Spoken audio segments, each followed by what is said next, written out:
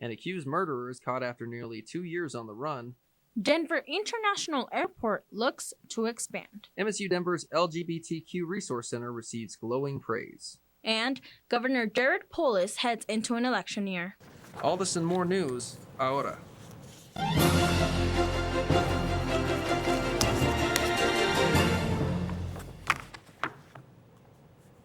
Thank you for joining us on our very last episode of News Ahora. I'm Nancy Escovel. And I'm Gregory Gonazales. Let's get started. If you're a frequent traveler, be ready because you'll be experiencing very long lines at Denver International Airport.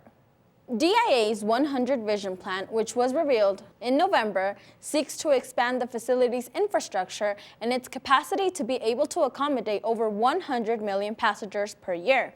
Airport authorities stated that some of their main objectives are to make Denver International Airport the greenest airport in the world, as well as make it a place of equity, diversity, and inclusion for its employees and travelers, as well as providing the best customer service. The 2022 midterms are fast approaching, with 34 Senate seats, all 435 seats in the House of Representatives, and 36 governorships are up for grabs. One of those 36 governors is Colorado's very own Jared Polis, who announced Tuesday that he is running for re-election. In the 4 years since Polis was elected, he has cut taxes, lowered the cost of insurance, and funded free full-day kindergarten in public schools. However, his term as governor has not been without roadblocks, as he faced criticism for a failure to implement statewide restrictions concerning COVID-19 last fall. Polis's approval rating has dipped in the last 6 months from 56% in June of 2021 to 49% as of November 2021. This has been a nationwide trend in Democratic polling as Biden's approval ratings continue to slip as well. But Polis remains optimistic, saying in his re-election campaign ad, "If you give me this chance to keep serving as your governor, I'll show you that Colorado's best days are still ahead." The LGBTQ Resource Center here at MSU Denver has made headlines in recent days. The program, which was founded in 1992, has been serving students on the Aurora campus with advisors, community events, and full-range libraries on LGBTQ topics. Recently, the National Society of Leadership has successfully conducted research to identify 10 universities that provide resources for the LGBTQ community. At MSU, the LGBTQ Resource Center got ranked 9th out of all universities in the United States as they offer a secure location and resource center for LGBTQ students. The organization is located on the 2nd floor of the Tivoli in room 213, next to the veteran and military student offices. En otras noticias, si eres una persona que viaja con frecuencia, prepárate porque estarás presenciando largas filas en el Aeropuerto Internacional de Denver. El plan de 100 visiones de la terminal aérea, que fue revelado en noviembre, busca ampliar la infraestructura de la instalación y su capacidad para acomodar a más de 100 millones de pasajeros cada año. Portavoces de la agencia declararon que algunos de sus principales objetivos son convertir el aeropuerto en un establecimiento con más energía renovable, convertirlo en un lugar de equidad, diversidad e inclusión, tanto para los empleados como para viajeros y principalmente para proporcionar la mejor experiencia para los clientes.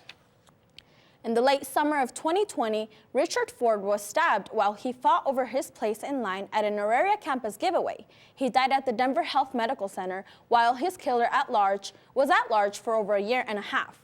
Gregory Stapleton was apprehended and now faces charges on 2 counts of first-degree murder connected with the killing on campus. On September 8th of 2020, witnesses told authorities that 2 men were arguing over one of them cutting in line to get a free pair of socks near the Aurora campus.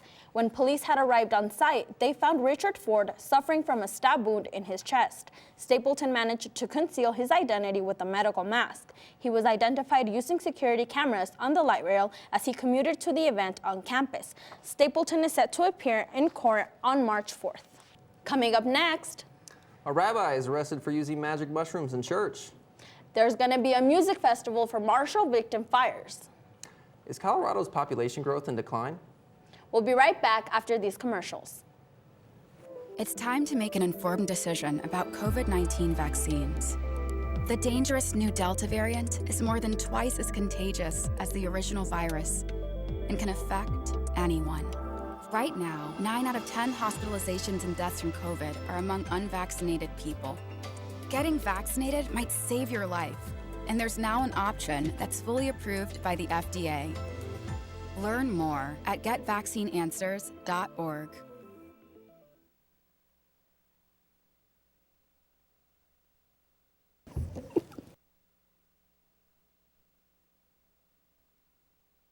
Kids will be kids, which just goes to say kids will be curious. They get into everything, everything.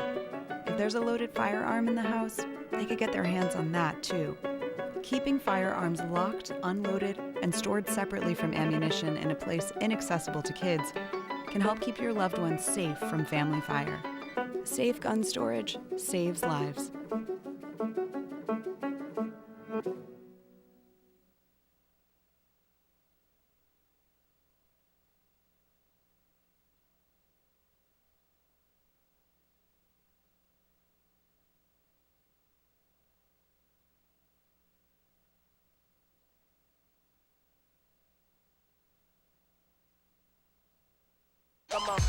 A group of citizens in Fort Collins.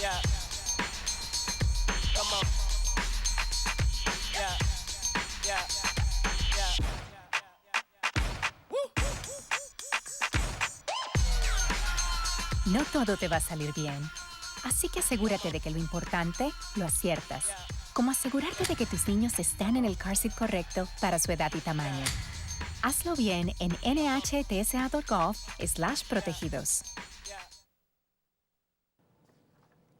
A group of citizens in Fort Collins is looking to bring in a new style of voting for your favorite candidate. The voting style known as ranked choice voting allows you to rank the candidates you want to win in order of how strongly you support them.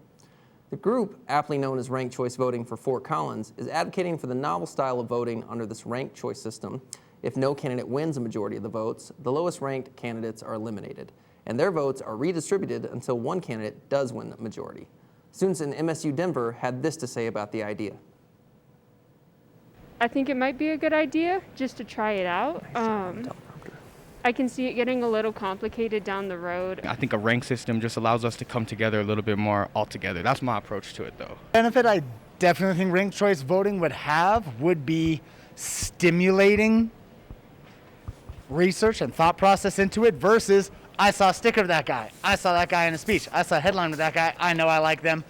If the Fort Collins group is successful, their city would join Boulder and Broomfield, who are set to adopt a voting measure starting in 2023.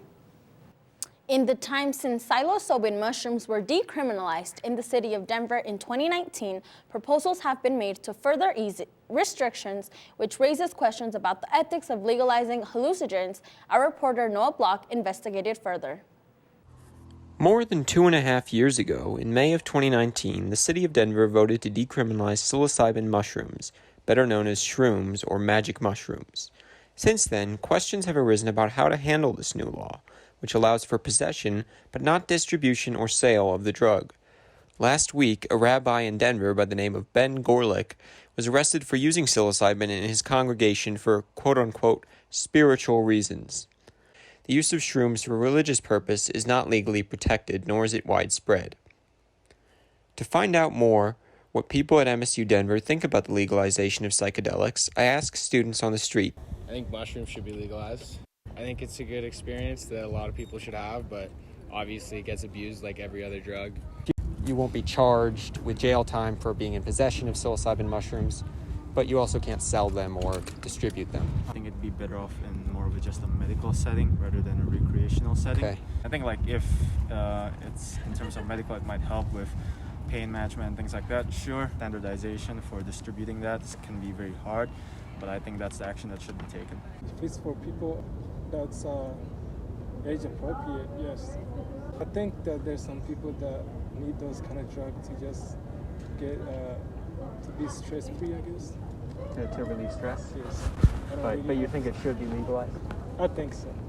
I also spoke to Auraria campus police officer Michael Phibbs about changing drug policies to get a law enforcement perspective. We have seen really very little difference in that area. That's not a drug that typically is impactful. It could be tied to other drugs that are on the rise and are causing us problems. So I'm not saying that it's not playing into that at all, but I don't think it's the driving force for the problems we have related to drugs. Do you think over the next few years, local public policy will tend more towards decriminalization or penalization, especially nonviolent drug crime? The political winds change every year. So what the legislature and city councils and county commissioners will be interested in over the next couple of years will be interesting, and I think it can be pulled in both directions at the same time, depending on where you are.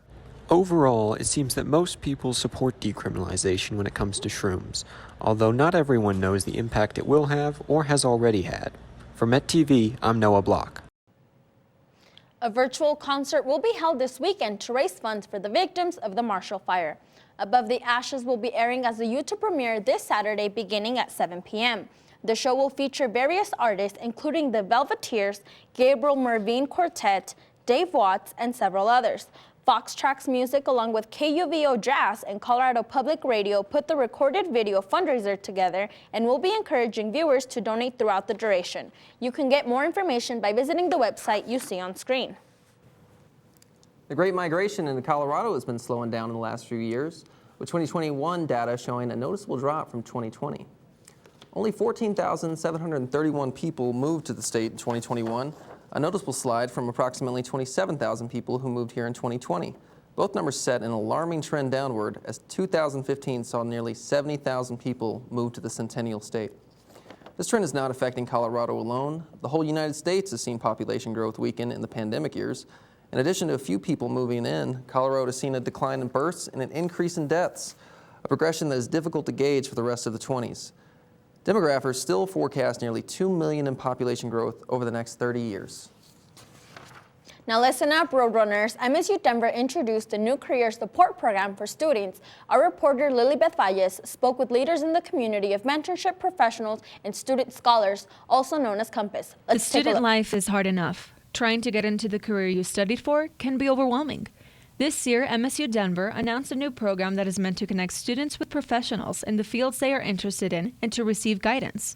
The program is called Compass. Eunice Reyes is one of the coordinators in the mentorship program. It came out of the need to support students with marginalized identities as they entered the workforce. We saw that a lot of people wanted mentorship, they wanted support from our employers. The creation of the Classroom to Career Hub inspired the need for different opportunities for career readiness. Compass anticipates on supporting 50 students this spring, working with them for the entire semester. The program wants to aid entry-level students in finding the fields they want to be a part of. Selena Blea, the head of the Compass program, spoke more about the students they want to reach. Students can go through their entire MSU Denver career without being exposed to the industry that they actually want to work in. Come graduation, try to find a job, it's hard. And so sadly, sometimes students also go through this whole thing and realize that they really don't want to be in that industry. So being able to expose them to opportunities like this while they're in their first couple of years, even just before graduation, is important because we can catch students there, have those conversations, and they just know more about what they're getting into. The program also wants to aid anyone eligible who wants to receive career support. Eunice says the mentorship relationship is tailored to the students' needs. The students are expected to communicate their needs to their mentors, who in turn supply them with the skills, information, and resources they may need to reach their goals. One of the main focuses of Compass is to give their mentees opportunities to network and to increase the amount of students who are employed by industry partners and other employers. For News Ahora, this is Lilybeth Valles. Hi, I'm Kieran Nigo. This past week, I had a chance to catch up with Australian forward Maurice Colton. For more on this story, stay tuned. Up next is Herman with sports. La familia para mí es algo que es muy importante. Mis papás son de Jacona, Michoacán. Fui un niño que creció en su familia católica. Íbamos a la iglesia, íbamos a trabajar. Mi papá vino a este país como campesino. La presencia de mi padre fue muy importante. Él me enseñó a trabajar. Mi papá trabajó muy duro para poder darnos las oportunidades en este país. Nunca me lo imaginé. Que orgullo. Mi padre, mi madre y mi hermana terminaron con la enfermedad del COVID. Estaba muy apurado por su bienestar, por querer trabajar, por querer estar bien y por querer tener la gente a mi alrededor bien. Es que yo decidí tomar la vacuna. Es importante saber que la vacuna del COVID es gratis para todo el mundo. Cuando lo piensa uno, no solamente la seguridad de uno, pero la seguridad de la familia, la seguridad de la gente y las personas a nuestro alrededor. Todos podemos hacer algo positivo para ayudar a alguien más.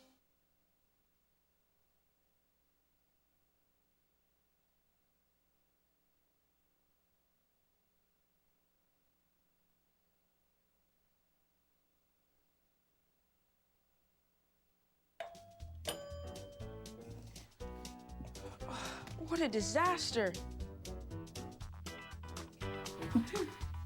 You're a disaster.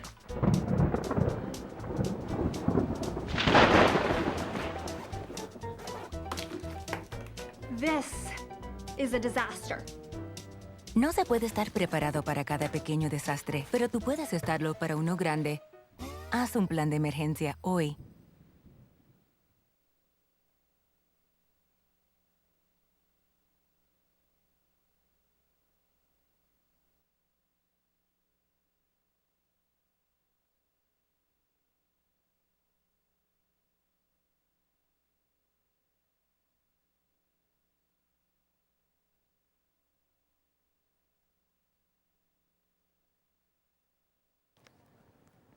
Hello there, I'm Luchuga, bringing the world of sports right to you.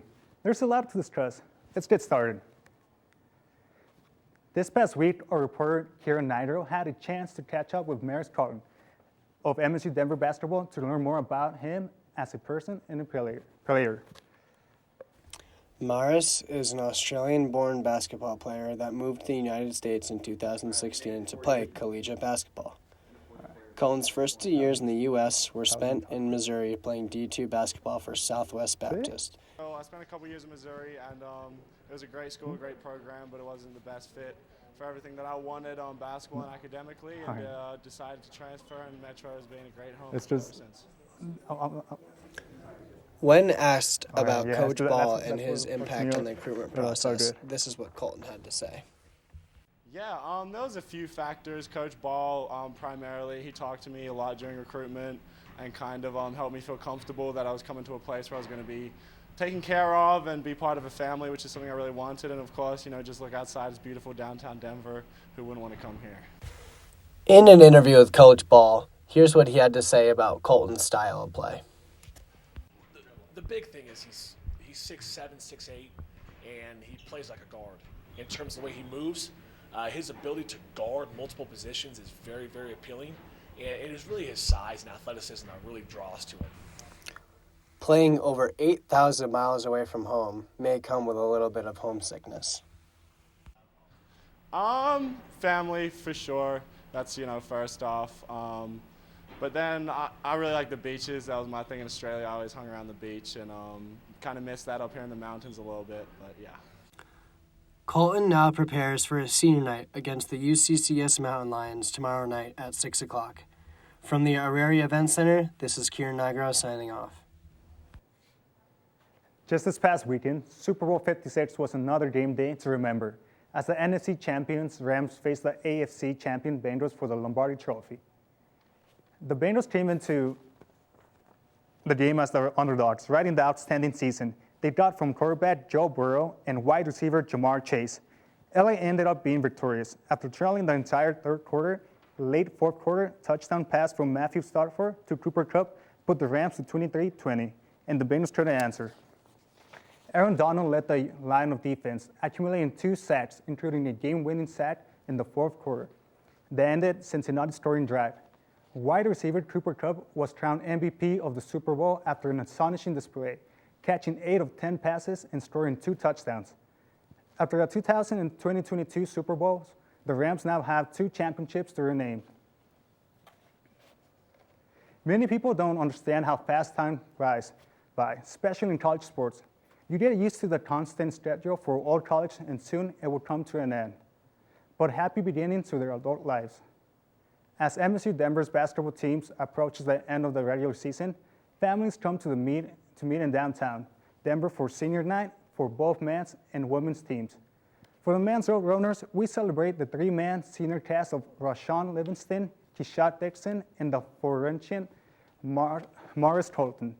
For the women road runners, we celebrate Bree Bailey, Maggie Justinak, Jaylee Richardson, Ali Navarrete, Morgan Drago, and Alex Carlton. You can catch the games tomorrow night at the Aurora Event Center at MSU Denver over on the live broadcast on RoadRunnersAthletics.com. Tip-off for women is at 5 p.m. and men's at 7 p.m. Come out and support your Roadrunners. Controversial wide receiver Antonio Brown is entering a sports partnership with rapper Kanye West, and they have a goal that may surprise you. The unique pairing between Brown and West has announced by Brown in an Instagram post from February 8. The venture, which is called Donda Sports, is supposed to focus on ownership aspect of sports management. The duo is certainly taking stride towards the goal, with Brown reportedly pushing for West to buy the Denver Broncos. Much to the dismay of Coloradans, Broncos fans are worried because both Brown and West have created rifts within the world of sports and music. Though it is only speculation at this point, it is within the realms of possibility that the Pat Bowlen Trust announced that sale of team in January this year. Este fin de semana pasado, el Super Bowl 56 fue otro día de juego para recordar, donde los Rams, campeones de la NFC, se enfrentaron a los campeones Bengals de la AFC por trofeo Lombardi. Los Bengals entraron en el juego como el caballo negro, aprovechando las temporadas extraordinarias que consiguieron con su mariscal del campo, Joe Burrow, y el receptor Jamar Chase. LA terminó siendo victorioso, después de arrasar todo el tercer cuarto, un pase de toque tarde en el cuarto trimestre de Matthew Stafford a Cooper Kupp puso a los Rams arriba 23-20 y los Bengals no pudieron responder. Aaron Donald dirigió la línea de defensa, acumulando 2 capturas, incluyendo una captura ganadora de juego en el cuarto trimestre, que terminó las posibilidades de Cincinnati de marcar. El receptor Cooper Kupp fue coronado MVP del Super Bowl después de una pantalla asombrosa, atrapando 8 de 10 pases y anotando 2 touchdowns. Después de los Super Bowls del 2000 y 2022, los Rams ahora tienen 2 campeonatos a su nombre. We are creeping up on another run of great championships events in Colorado. Prep Winter Sports, one of the first championships up for grabs, may possibly be the highest attended event in Colorado high school sports. The 2022 CHSAA State Wrestling Tournament. The last time the tournament was held in Denver, the athletes competed in the Pepsi Center, but COVID restrictions moved it to CSU Pueblo for 2021. Now tradition can continue. This will be the first wrestling tournament held in the renamed Ball Arena. Girls and boys from 4 different classifications, 2A, 3A, 4A, and 5A, all around the state will meet in clash to see who will be crowned the next state champion. Noticeable names to watch are Brady Hankin out of Woodland Park High School in Woodland Park, Colorado, and Daniel Cardenas out of Pomona High School in Arvada, Colorado, who are both trying to cap off a historic high school career by being named a 4-time state champ. It means a ton, for my wrestling community. They get to come actually watch this year. So, I bet they're pumped about it. I'm pumped about them coming, so it's pretty special. That's all the sports news for this week. Stay tuned because after the break, Valeria will bring you the latest entertainment.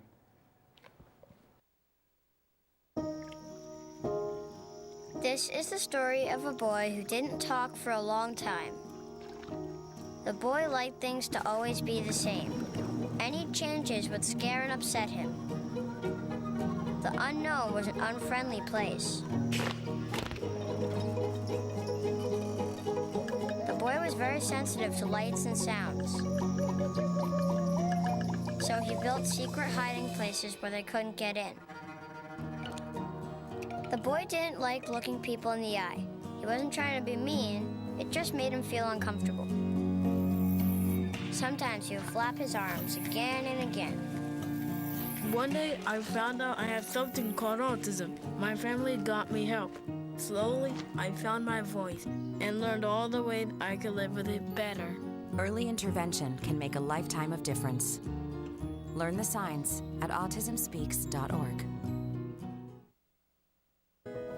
So unexpected changes often bother children with autism, and that story from Jacob inspired us to do the river scene, where the wave caused by a creature that was swimming pushed his boat to another direction, and that made him very upset.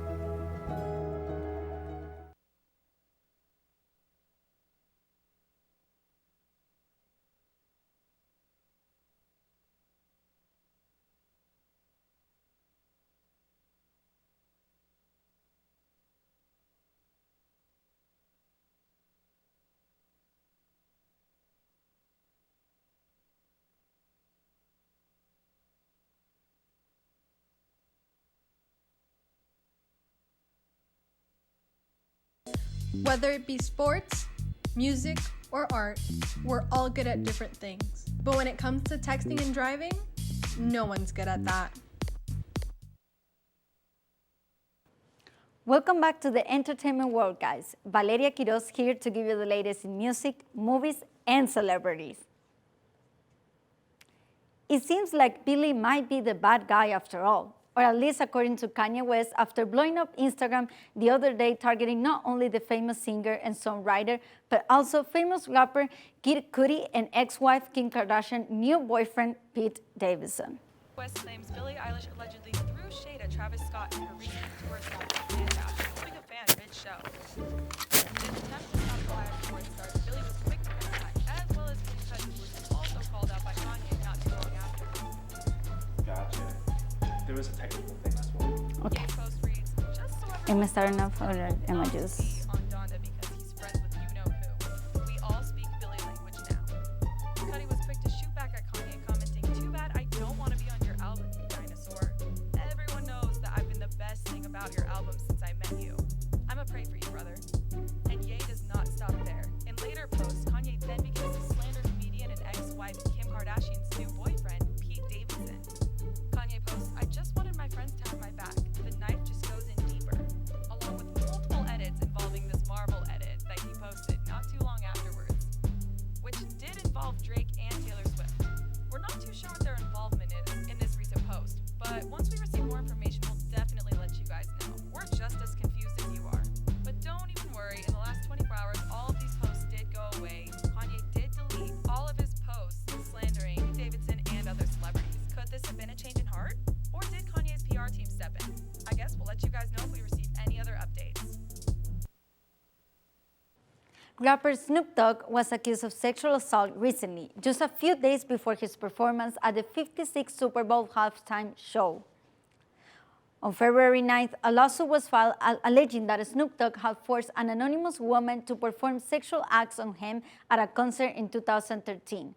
The suit asked for $10 million in damages from Snoop. On that same day, it was revealed that the rapper was purchasing Death Row Records, the iconic hip-hop label co-founded by frequent Snoop Dogg collaborator Dr. Dre in 1992. Both Snoop Dogg and Dr. Dre appeared at the Super Bowl halftime show on Sunday, February 13. Snoop has denied the allegations completely and recently referred to the accuser as a gold digger in an Instagram post. While no new details have been revealed yet, the lawsuit puts a damper on recent headlines involving the 50-year-old musician. En otro tema, la espera ha terminado. Marry Me ya se encuentra en los cines. Marry Me se estrenó el 11 de febrero, marcando el regreso de J-Lo a la pantalla grande. La película es protagonizada por la famosa cantante junto con el reggaetonero Maluma y el actor Owen Wilson. En la trama, J-Lo y el personaje de Owen se conocen en circunstancias absurdas y lo que comienza como una locura se convierte en una historia de dos personas de mundos completamente diferentes que intentan construir una relación en donde ambos pertenezcan. Pueden disfrutar de esta comedia romántica en cines y en ciertos servicios de streaming. At the end of last week, news broke that the streaming service Netflix will be making some serious changes to its lineup at the beginning of March. Netflix announced that it will be dropping 6 Marvel-produced shows from the site at the end of February. The shows that are leaving include Daredevil, The Defenders, and The Punisher, among others. This is due to Netflix losing the rights for these shows to Disney+. It is not known yet whether Disney will continue to produce shows involving some of these characters, but they will be incorporating Charlie Cox's portrayal of Matt Murdock into the next Marvel phase, as Daredevil will be relaunching on Disney+ in the near future. Regresando al mundo latino, el viernes pasado también se estrenó nueva música. Las icónicas Becky G y Karol G lanzaron la nueva canción Mami. La colaboración probablemente será uno de los grandes hits durante el verano y llega 4 años después de que ambas cantantes cruzaran camino. Karol G expresa la importancia de la representación femenina en el género musical y la química natural que tiene con Becky. Thank you guys for watching EMED. Stay tuned for a very special farewell after these commercials.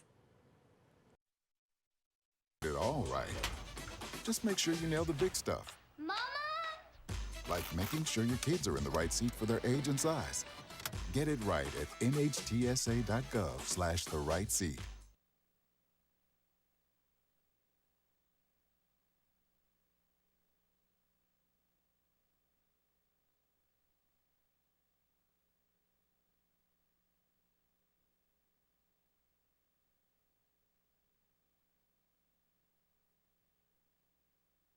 Kids will be kids, which just goes to say kids will be curious. They get into everything, everything. If there's a loaded firearm in the house, they could get their hands on that too. Keeping firearms locked, unloaded, and stored separately from ammunition in a place inaccessible to kids can help keep your loved ones safe from family fire. Safe gun storage saves lives.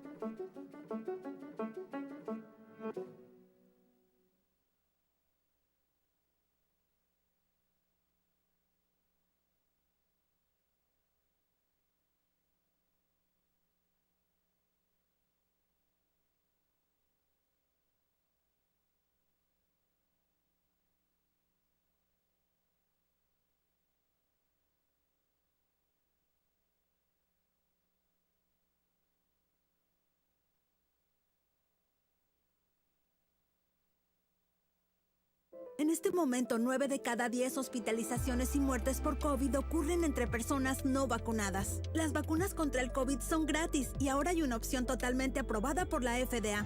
Obtén la información más reciente en detidepende.org.